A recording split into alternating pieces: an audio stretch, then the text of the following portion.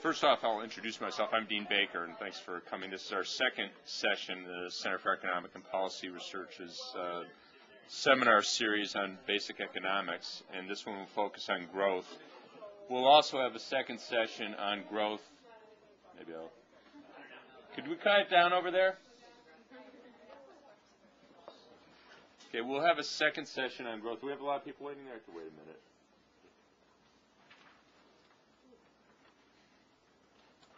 Okay, so that's okay. We'll have a second session on growth next week that will focus on the developing countries. This one will focus, I'll primarily talk about developed countries, but a lot of the concepts, the basic concepts of growth are common to both. Just a couple things about the conduct. I'll go for about 45 minutes and then stop and give everyone a chance to take a break for a few minutes, about 5 minutes, and then we'll take questions. So I'd ask that you refrain unless I say something that seems completely off the wall or a slide doesn't seem to make sense or something really seems wrong. If you could wait until the questions to ask questions.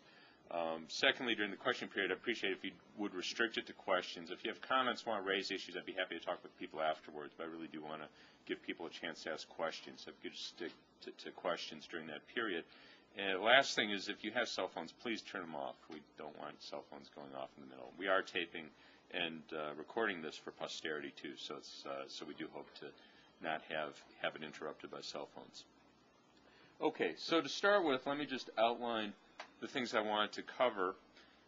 First off, in terms of talking about growth, I want to give you some brief definitions. I won't go into great length. I won't try and make you experts on national income accounting, but I do just want to briefly explain what the concept is, what gets counted, what doesn't get counted. Secondly, talk about the link between growth and jobs and productivity and wages. This is at the core of why, I will say I think growth is in general good. So I'll make that point. I'll say also that it's not always good, or not everything about it's good, and certainly not the whole story. The third point, that if we compare the United States and Europe, we hear comparisons all the time, usually to make Europe sound bad. If you've been reading in the news, you all know that Germany's about to collapse. They've been saying that for decades, but the news this week, they just had elections there, so there were all these things about how if Germany doesn't reform, its economy will collapse. I will say that at least that's not obviously true, and give a little bit about comparisons between the United States and Europe that don't show Europe necessarily doing worse than the United States. And the last thing about growth and regulations and public spending, what I want to talk about there is how standard economic models treat regulation and public spending, because it's important to understand, I'm not endorsing their models, but all the time you see arguments made that things that a lot of us might like, if we want to see a redistributional policy, we want to raise taxes on wealthy people to pay for, child care for poor people or something like that. Standard economic models will typically show that that reduces growth and costs jobs. If we have environmental regulations, standard economic models will show that that reduces growth and costs jobs. So I want to say a little bit about what's the logic of that, how they get that result, and a few twists that we could take on that, because we shouldn't always be defensive about that, as tends to be the case. Okay, so starting off, definitions, what gets counted in growth. Okay, there are four major categories: consumption, investment, government spending, and net exports.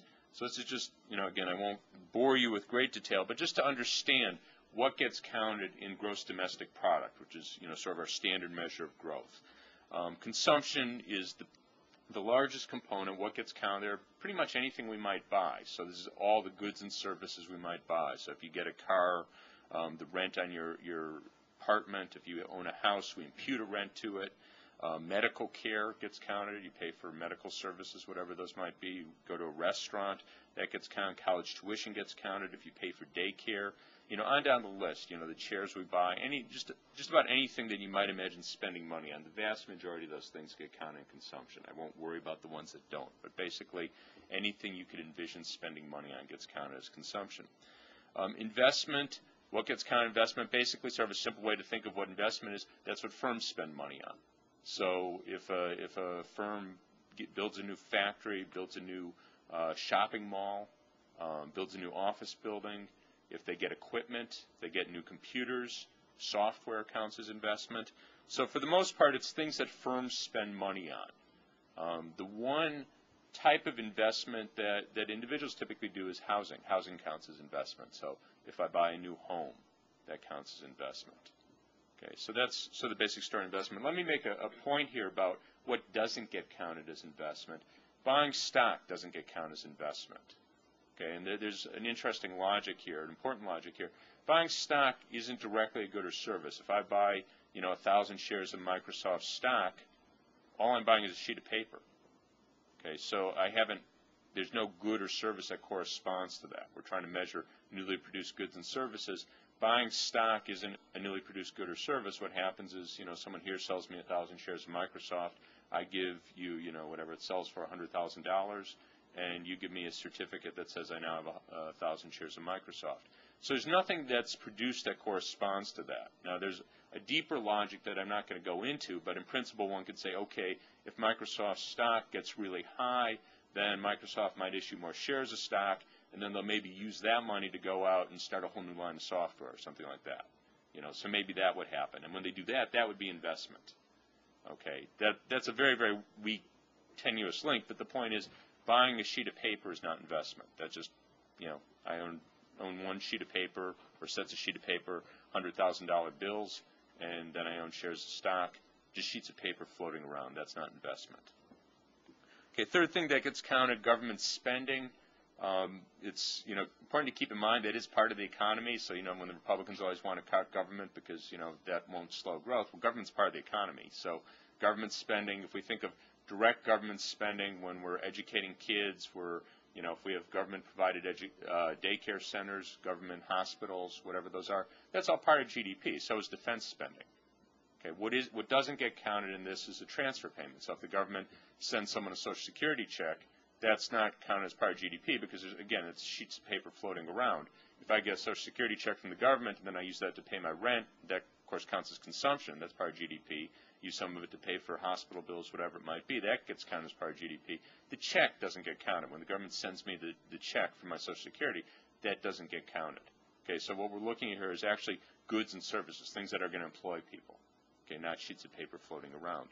The last thing that gets counted in here is net exports. And important thing to keep in mind, it's net exports. So when we export something, if we're producing, wheat and we sell that to Mexico or China, wherever we might sell it, the wheat gets counted as part of GDP. Okay, so all our exports get counted. Okay, imports are subtracted. Okay, so we're buying computers that were made in Taiwan. We're getting steel from Mexico. Okay, that's subtracted from GDP. Okay, the reason for that, the logic of it, it's fairly simple. If I count the computer, we're trying to measure the goods and services that are produced in the United States. So I go out and buy a computer today, that gets counted consumption. That's part of GDP. But it turns out that computer wasn't made here. It was made in China. Okay, so then we subtract that on the import side. Okay, my reason for taking a moment to emphasize this is because a lot of politicians like to play games and go, look at all the jobs we created with exports. Okay, and you could say, okay, that's fine, we create jobs with exports, but we've lost a lot more with imports. Okay, we actually have a very large trade deficit I'll come to in a moment, but for every job that we create with exports, we often lose a lot of jobs with imports, and sometimes it's almost virtually the same story. So, for example, a lot of our exports are now associated with exporting goods that get assembled elsewhere. We export a lot of car parts to Mexico so that the car gets assembled in Mexico, taking advantage of low-cost labor in Mexico, and then it gets brought back to the United States. So if I'm Bill Clinton, I want to say, hey, NAFTA was a really great success. Look at all our jobs created in exports. I point to all the jobs that were created in exporting car parts to Mexico. But that's kind of bogus because we really didn't create the jobs. Before, the cars used to be assembled in Detroit. Now they're assembled somewhere in Mexico. So that didn't create jobs. That we're simply shipping the parts to Mexico to be assembled. Okay, so the full story, of course, is exports minus imports, and that net story, we're a job loser, at least, sort of just a simple arithmetic. Okay, so it's important to keep that in mind. As I say, a lot of politicians like to play games in that, and they only take the exports. We always say that's kind of like if you went to a baseball game and you go, how'd we do? We go, oh, we got 3 runs. The other team got 20. But that's kind of what they end up doing with trade. They like to take one side of the scorecard. Okay, next thing, just to give you an idea of the relative importance of these different categories. Consumption is most of the story. Consumption is over 70% of our GDP. It's about 73, 74. That's most of the story in GDP. Investment is somewhere around 17%. Again, that includes, this is from 2004, by the way, so it will vary a little bit year by year. It doesn't vary too much, but, if I showed you 2000, investment would, well, probably be about the same, actually, because housing was lower, but other investment was higher. But it would vary a little bit year to year. But, if let's say I went back to 94, you might have, probably still be pretty much the same. Investment might be a little lower in 94. But it's pretty much the same year to year. So as a general rule, consumption is somewhere around 70% of GDP. Investment, 15, 16, 17%. Government spending, roughly the same. What we have is an unusual situation. This gets back to what I was saying a moment ago. We have negative net exports. So if we summed investment, government spending, and consumption, we come to about 105% of GDP. The reason for that is that our net exports are negative. Okay, we're importing a lot more than we're exporting. Currently, we're importing about $700 billion a year, just under 6% of GDP, more than we're exporting. Okay, this is the trade deficit that, I'll have more occasion to talk about, not in this session, but we'll be talking about in other sessions. But this is the trade deficit that, to me at least, is a very, very big problem, bigger problem than the government budget deficit. It doesn't get very much attention, but it's a very big problem. We'll pay a price for it later. Okay, but the long and short is because the other three are because the trade deficit, we have a large trade deficit, the other three categories add to over 100%. It adds to about, as I say, about 105, 105 and a half. Okay, next thing, what gets missed from GDP? One of the things to keep in mind that we're looking at marketed goods and services. GDP will miss when you go from producing something at home to buying it. I shouldn't say miss, it will pick it up. And it's something that, may seem somewhat deceptive in the sense that, if we have, imagine the traditional family, the stay-at-home mom, so, the mother stays at home with the kid, the father goes out and works, okay, obviously the mother's doing productive work, caring for the kid, maybe cooking meals at home, then the mother goes to work. So we get a shift from, the traditional family to two-worker household, the more typical situation these days. Well, that will look like you have an increase in GDP because now, let's say the kid goes to a daycare center. Well, that's a market transaction. That gets counted in GDP. The kid's not necessarily better off by it. They're being cared for. At least hopefully they're being cared for. So it hasn't changed. Maybe they're buying their, it used to be the case that they prepared food at home that's now purchased. That gets counted in GDP. Obviously, household production, if, someone's cooking at home, that's not counted in GDP. So that's one way in which your GDP might go up that isn't, at least on the face of it, a benefit. If you have the same goods and services being produced, but now they're purchased in the market as opposed to, being done in a household production. Okay, so that would get counted in GDP. What doesn't get counted in GDP, there's lots of bad things. There's no subtractions for crime. In fact, the opposite, if we're paying about 1% of our GDP goes to pay for our criminal justice system, put people behind bars, pay for parole officers, people monitoring probation, the courts. That takes up about 1% of GDP. So that actually raises GDP. So we have higher GDP for that. There's no subtraction for crime. You could say the same about military spending. Obviously, currently military spending is over 4% of GDP. Okay, so there's no subtraction there. Pollution, sometimes obviously GDP is accompanied by pollution. There's no subtractions. Any other form of environmental degradation, there's no subtractions for that. One of the arguments I sometimes get in with people say, well, growth is bad because it's associated with pollution, it's associated with crime. And I'll defend growth in that because you can have pollution without growth. Suppose the U.S. economy were to stagnate so we had no growth for the next decade. There's no reason to think we're going to have less pollution because of that. Okay, and we can have growth associated with less pollution because suppose we got everyone to go out and get, more fuel-efficient cars. So instead of getting, these SUVs that get, 15 miles to a gallon, we somehow got everyone tomorrow to go out and get a hybrid that gets 35 or 40 miles to a gallon. It could be associated with less pollution. It doesn't have to be, but it can be. Okay. The most important thing, though, is just that, I'd say is that growth, it's not a comprehensive measure. So it's just, someone says, the economy's growing, that's great news. Well, if I hear an economy's not growing, I'd probably say that's bad news. But, just because it's growing, that's not necessarily great news. If the U.S. economy were growing because defense spending had doubled, so we're involved in wars all over the place, that wouldn't be great news. So it doesn't mean that it's great news. It's not intended to be a comprehensive measure of well-being. So if someone wants to say that, it's not a complete measure of well-being, that's absolutely right. You can think of it as analogous to something like cholesterol. I mean, other things equal, it's better to have lower cholesterol than higher cholesterol. I mean, wouldn't you rather have lower cholesterol? But on the other hand, just because you have low cholesterol doesn't mean you're healthy. Okay, so it's it's the same sort of thing. It's measuring something very specific. It tells us something about the economy. I'll come back in a second and talk about the links between growth and jobs, which is very, very important.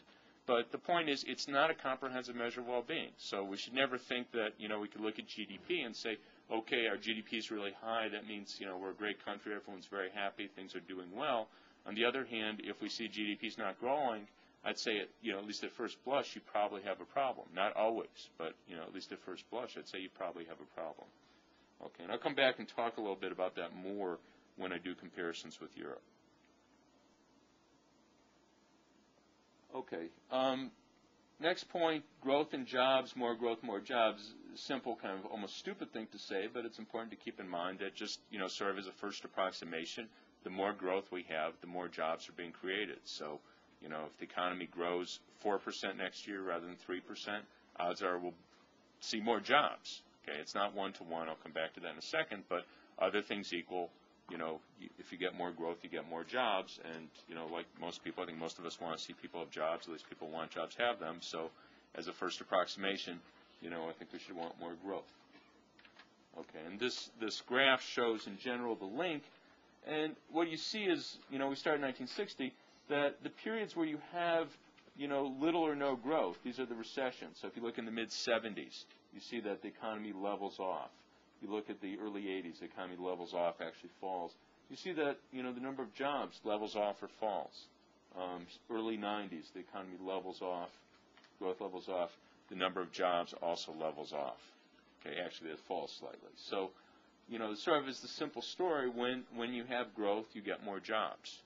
Okay, and if the economy doesn't grow, you don't get jobs, you actually lose jobs. Okay, so we have these periodic recessions, the early 70s we had one, mid-70s, early 80s, early 90s. It seemed to go at the beginning of decades for no obvious reason. That you have recessions where you have very low growth, or no growth, I should say, negative growth, and you have a period where you get little or no job creation or actually lose jobs. Okay, second point on this, part of growth, part of the story when we think of the output of the economy, on the one hand, we have jobs in terms of, how many people are working. The other part is how much they produce for each hour of work, and that's the basic story of productivity. Productivity asks, in effect, a very simple question. What does the average worker produce? How much goods and services is the average worker producing in an hour of work? Okay, and again, just as I would say with growth, sort of as a first approximation, what you could say is, the more productivity you have per hour, the more, more output you get for each hour of work, generally the better. I mean, there might be exceptions to that, but in general, we'd rather work fewer hours than more. So if we could produce more in an hour of work, that's good news. Now, usually what we would say is that productivity most immediately gets translated into higher wages. And what I've shown here is productivity growth, compensation growth, and wage growth over the last 40 years or 45 years. And my reason for doing this, I'm distinguishing compensation and wages. What we see is, for the most part, if we go back before the 70s, before the mid-70s, compensation growth and productivity growth were almost the same. Now, the difference between compensation and wages is primarily health care benefits. Also, this would include pension benefits. There's a few other non-wage things that would fall in there. But the bulk of the difference between compensation growth and wage growth is health care benefits and pension benefits. Okay, now, compensation growth had tracked productivity growth very closely until the 80s. We get an increasing divergence between compensation growth and productivity growth as you get out into the 90s and particularly in the most recent few years. What that means is that workers are not getting their share of output. Okay, compensation isn't keeping pace with productivity growth, and they're not getting their share. What's going on? The profit share is increasing. Okay, so this is particularly true of, say, the last 10 years or so, that we've had an increase in the profit share at the expense of compensation. Okay, so workers are losing, firms are gaining. Okay, so that's part of the story of the last 10 years, that workers' compensation has not kept pace with productivity growth. Okay, that was generally not the case if we go back to prior decades. In general, compensation track productivity growth reasonably well. Now, the second part of the story here, the second line, is wages. Okay, and as you can see, wage growth is not tracking compensation very well at all. Okay, and what's going on there is, to the largest extent, increasing healthcare costs. Okay, so what's happened here is that wages, we've had an increasing share of the wage bill going for healthcare costs, and as a result of that, wages have been falling far behind productivity growth. Now, I'm actually forgetting as I look at this whether I'm showing this for the average worker or the median, which would make a difference as well. And the point, and I believe I've actually shown wages for the median worker here, but I have to confess I can't remember for sure. Because part of this story here is that the median worker, the typical worker in the middle of the wage distribution, actually has been losing relative to high-end workers. So a phenomenon of the last 25 years, the last quarter century, doctors, lawyers, the lobbyists on the Hill, they've been doing very well. Typical workers have not been doing very well. So in addition to losing a lot of money in health care benefits, you also have typical workers losing out to high-end workers. Okay, so we have three ways in which typical workers have been losing over the last, well, particularly 10 years, but to some extent the last quarter century. To some extent, workers have been losing because we've had a shift from wages to profits. That's the gap between compensation and productivity. To some extent, workers have been losing because healthcare costs have been growing so much. They're a much larger share of the wage bill. And to some extent, typical workers, a worker in the middle of the wage distribution, have been losing out to higher-end workers. So money for, assembly line workers, school teachers, that's been shifting instead to doctors, lawyers, higher-end people who've been gaining at their expense.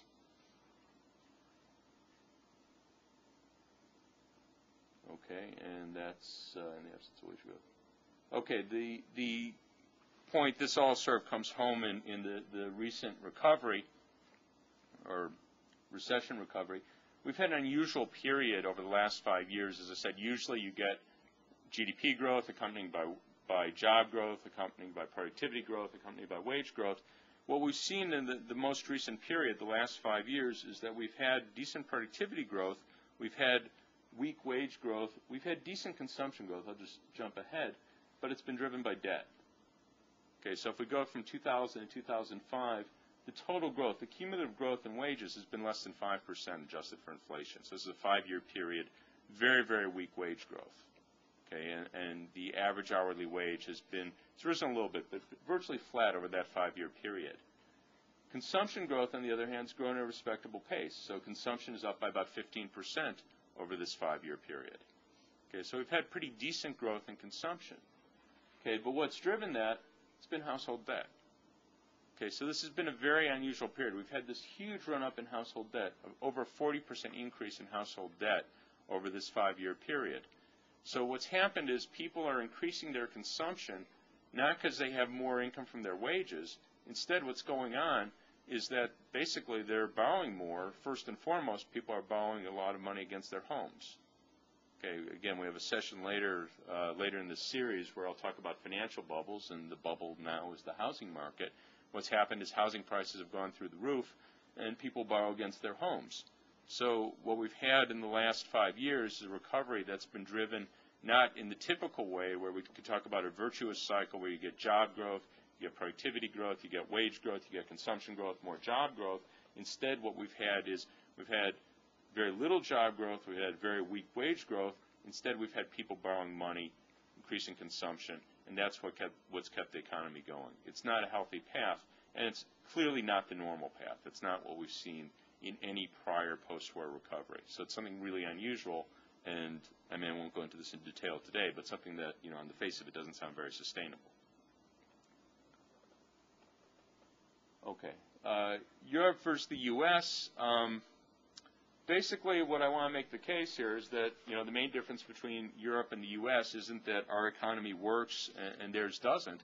It's simply that in Europe, they've opted to take the benefits of productivity growth more in leisure, whereas in the United States, we end up taking it more in higher income SUVs and the like. Okay. And next slide, just the basic picture. Per capita income, we're at the top. Okay, our per capita income is close to 40,000, about 38,000. By the way, these are put on. I won't get into that. I was going to say these are purchasing power parity. I won't go into great detail what that is, but this is the best effort. If you're trying to do an honest comparison of per capita income, this is what you would use. I won't go into how you could use a dishonest one.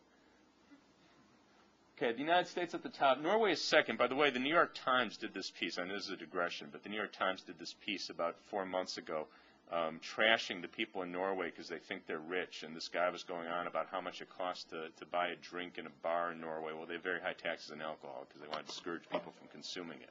So he's complaining about that, and there are a few other things he's complaining about. And he's going, but the people in Norway somehow think they're rich and they don't know what they're talking about. This is from the OECD, the Organization for Economic Cooperation and Development. Last I heard, not big lefties or anything. You know, they're about as mainstream as you get. You know, and this is their data. So you know, so it's kind of funny to read this piece in the New York Times where the whole gist of the piece was people in Norway have somehow gotten in the head that they're rich. Well, this is what the data shows. So this guy was unhappy because he had to spend a lot of money to get a drink in a bar. But you know, anyhow, so. That's all digression, but yes, the U.S. ranks at the top in per capita GDP. As you can see, some countries, obviously Norway's not very far away. You have a few other countries that are fairly close, Switzerland, Ireland, Denmark. You know, they're not too far down.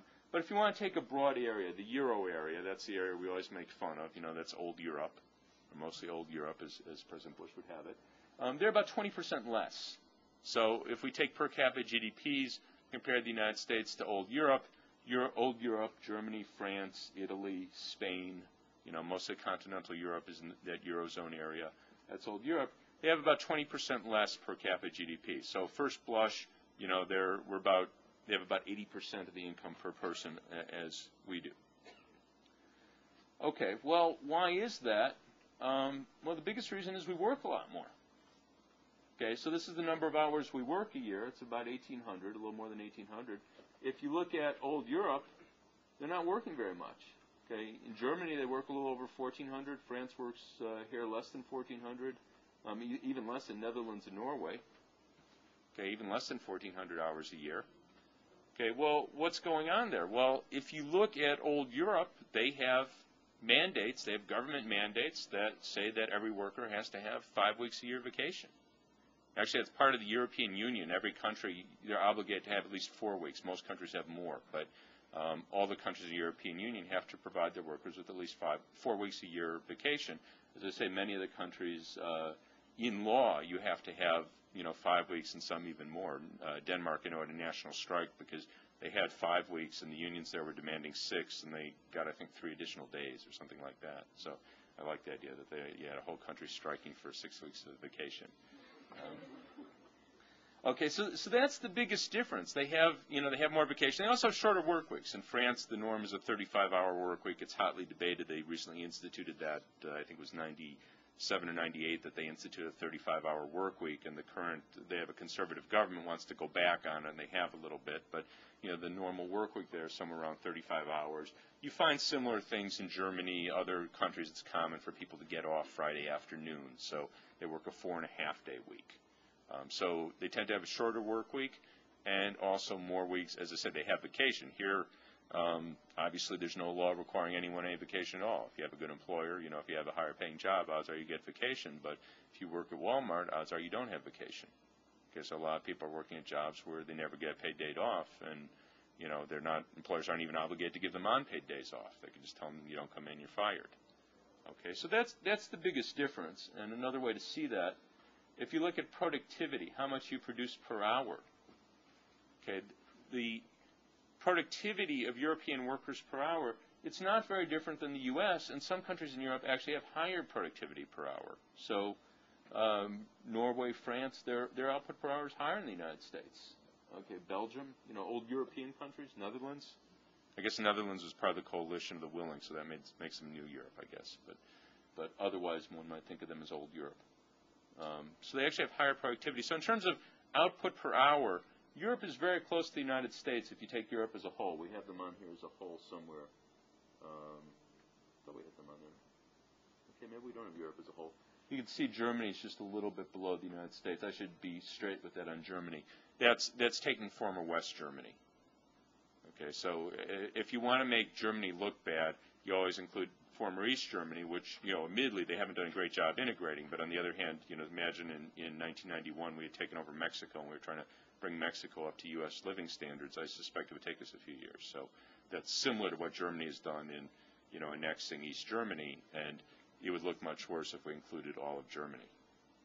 Okay, but what you can see is that in terms of what they produce per hour, it's pretty comparable to what the U.S. does. And as I say, some of the countries, France, Belgium, they're actually higher than the U.S. So the basic question, how are they doing? Productivity is probably a better thing to look at than per capita GDP, because I have no reason, or I should say as an economist, I have no reason to be telling people in Europe that they should work more. That's their decision. And if they decide they would rather take the benefits of their productivity growth in vacation time, shorter work weeks, well, where do economists get off telling them that's a bad thing? That's their choice. Okay, and they elect governments that support that do that, put that into law. There's no reason on earth for economists to say that's a bad thing. I mean, I might not like it, but as an economist, that's just my personal opinion. That's not like they've done a wrong thing by opting to take more leisure and to work less.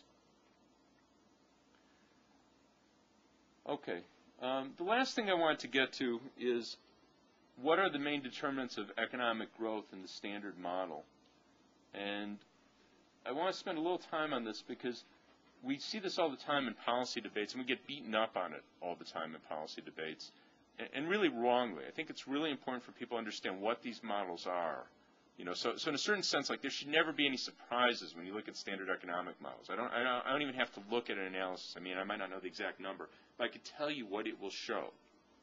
Okay, because it's almost by definition. Basically, the standard economic models. When I'm saying standard economic models, if I went to any of the major forecasting firms, the biggest one now is Global Insights, but there's nothing unique about them. There's many econometric economic forecasting firms. They all use the same sorts of models. They'll all give you the same sorts of results. So if I went to one of them, I said, well, I'll just go through the specific policies. So suppose I wanted to raise taxes. I thought it was a good idea to take back President Bush's tax cut. Okay, what will that show? Well, I can tell you, it's going to show that it's going to mean less growth and fewer jobs. The reason why is that the models always start from the assumption that the market leads to the best possible outcomes. Okay, so anything that interferes with the market, we have taxes in there. Anything that interferes with the market is going to mean less economic growth and fewer jobs. It's almost definitional. So what's going to happen if I, put in, raise taxes or take back the tax cut, however you want to call it? It's going to mean that, there's now more of a tax on high-income people. They'll work less, or they'll save less, they'll invest less, or there'll be less investment in the economy, so there'll be less growth and less jobs. Virtually guaranteed. I mean, if you did the model right, the standard models. I'm not endorsing the models, by the way. I want to point out, I'm not saying that this necessarily says anything true about the world, but I'm just saying the models that 99.9% of economists will accept, those assume that by definition, if we raise taxes, then we will end up with less growth and fewer jobs. Spending, same story. Okay, if we say why don't we spend more on education? Okay, the standard thing that will jump out of these models is less growth and fewer jobs. Now, you will get a few models. Is this really pressing? Government spending, don't you? Government spending, yes. Thank you for saying that. Yes, government spending. So if we say it'd be a really good idea for the government to extend Head Start to cover everyone, okay, that would, almost all these models mean less growth and fewer jobs. You will occasionally get someone who will be, generous enough to say, well, maybe education has some return, so that, 10 years out or 15 years out, these people will be more productive workers. That would be the exception. You can occasionally get someone to put that in a model. But just as a general rule, if we want to spend more on something, we want to, make sure that kids have child care, Head Start, improve our infrastructure. The general rule is that you'll have less growth and fewer jobs. Trade barriers. When President Clinton or President Bush wanted to push NAFTA, CAFTA, they go, our models show that will mean, more growth, more jobs. That is almost by definition, because, currently we have a tariff barrier or we have a quota, so we're going to remove that. So, less government interference in the economy. That's going to mean more growth and more jobs, you know, or if you take it the other way, if we were to talk about raising them, we want to have a tariff to protect our steel workers, you know, because they're getting beaten up. You know, we did this a few years ago. Bush put a tariff temporarily on steel for a few years. In the models, almost by definition, it's going to lead to less growth and fewer jobs. Last thing in that category, environmental regulations, government regulations. If you have consumer regulations, if we have restrictions on building, if we have restriction on greenhouse gas emissions, again, almost by definition, it's going to lead to less growth and fewer jobs. So, you know, it shouldn't be a surprise. You know, when someone goes off and says we're going to model this, again, we'll have to see exactly the numbers they come up with, but it's virtually guaranteed that all of these things will mean less growth and fewer jobs. Okay, point to be made about this is you really have to understand what exactly is going on in these models. Okay, you go to Guantanamo. When you have less growth and fewer jobs in these models, it's actually a strange sense of people not having jobs. What determines level of employment and job in these models? No one is ever involuntarily unemployed in these models. Okay, it's a very, very strange sense. You think I'm really weird when I'm telling you this, but it really is what goes on in these models. What's going on is people are opting not to work at the prevailing wage. So the idea is that we don't have anyone in these models that's involuntarily unemployed. Not to say that that never happens. There could be a short period, 6 months, a year, 2 years, but if we look out over 10 years, no one is ever involuntarily unemployed.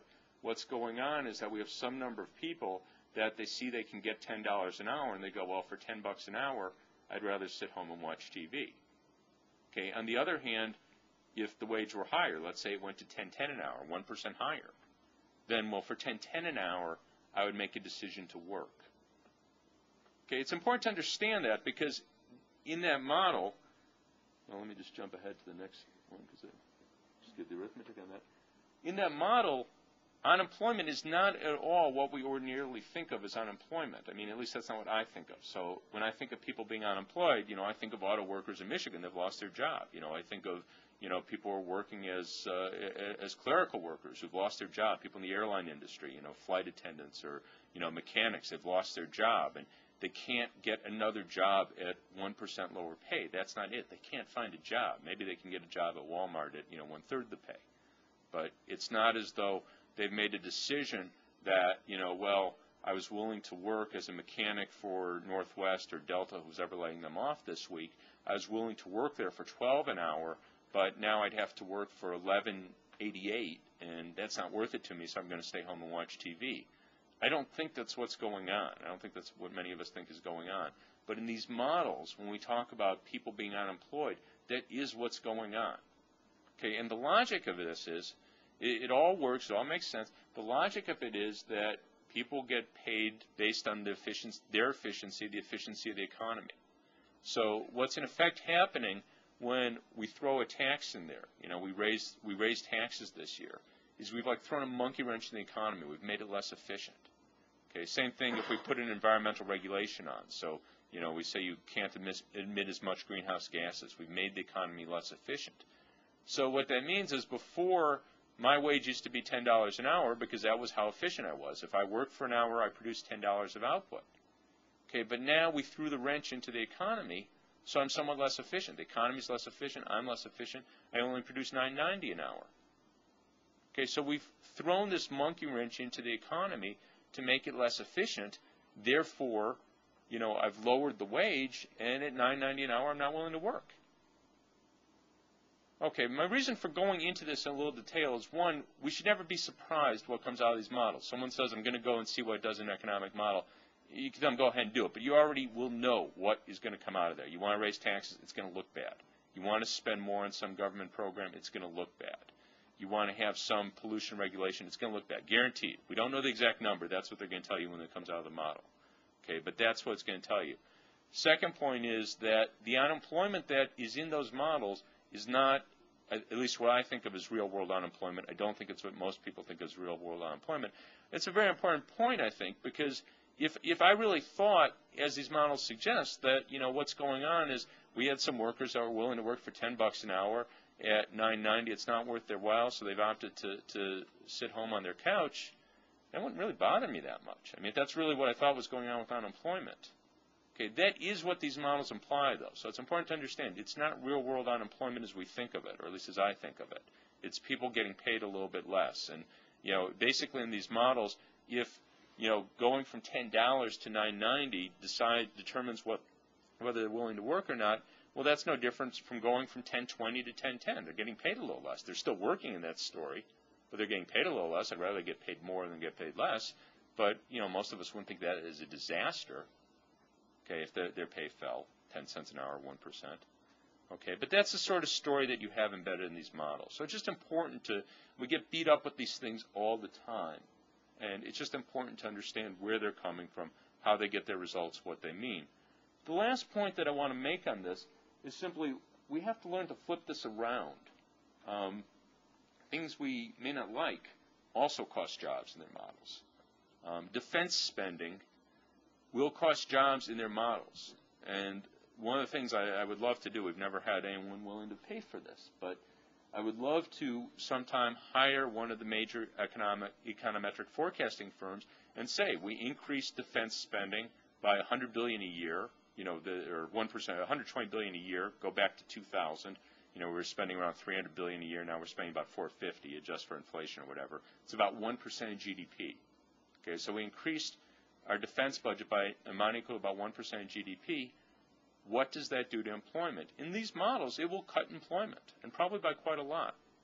Okay, everyone thinks defense spending creates jobs because we all think in the world, of course, it does to some extent. Obviously, if we were spending that additional $120 billion a year on defense, we're employing people at the factories where they're making the tanks, making the planes, making the ammunition, all these different things.